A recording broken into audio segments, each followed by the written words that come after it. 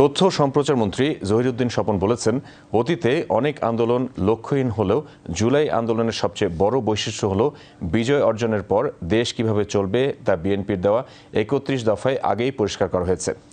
তথ্য অধিদপ্তরের সম্মেলন কক্ষে জুলাই গণঅভ্যুত্থানের দ্বিতীয় বর্ষপূর্তি উপলক্ষে শিকল ভাঙার জুলাই গ্রন্থের মোড়ক উন্মোচন অনুষ্ঠানে প্রধান অতিথির বক্তব্যে তিনি এসব কথা বলেন। অনুষ্ঠানে তথ্য সম্প্রচার প্রতিমন্ত্রী ইয়াসের খান চৌধুরী, তথ্য সম্প্রচার মন্ত্রণালয়ের রুটিন দায়িত্বপ্রাপ্ত সচিব মোহাম্মদ শাহ আলম এবং প্রধান তথ্য কর্মকর্তা সৈয়দ আব্দুল আহমেদ উপস্থিত ছিলেন। অনুষ্ঠানে তথ্য সম্প্রচার প্রতিমন্ত্রী বলেন, জুলাই গণঅভ্যুত্থানের ইতিহাস সংরক্ষণের নানা পদক্ষেপ নেওয়া হচ্ছে।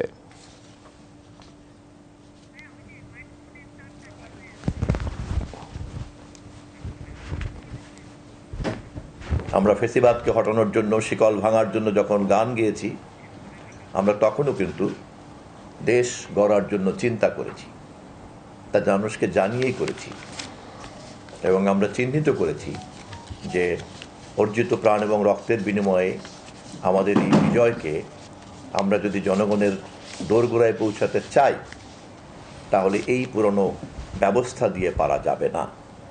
সে কারণে একদিকে যেমন শিকল ভাঙার কথা বলেছি, অপরদিকে রাষ্ট্র কাঠামোকে আমরা মেরামত করার কথা বলেছি, রাজনীতিকে মেরামত করার কথা বলেছি এবং আমাদের ভবিষ্যৎ লক্ষ্যগুলিকে আমরা আমাদের ৩১ দফাতে এবং আমাদের নির্বাচনী ইশতেহারের মাধ্যমে আমরা তুলে ধরেছি। অতীতে কখনোই আন্দোলন সংগ্রামের আগে আন্দোলন সংগ্রামের নেতৃত্ব দানকারী দল এই লক্ষ্য নির্ধারণ করতে পারেনি।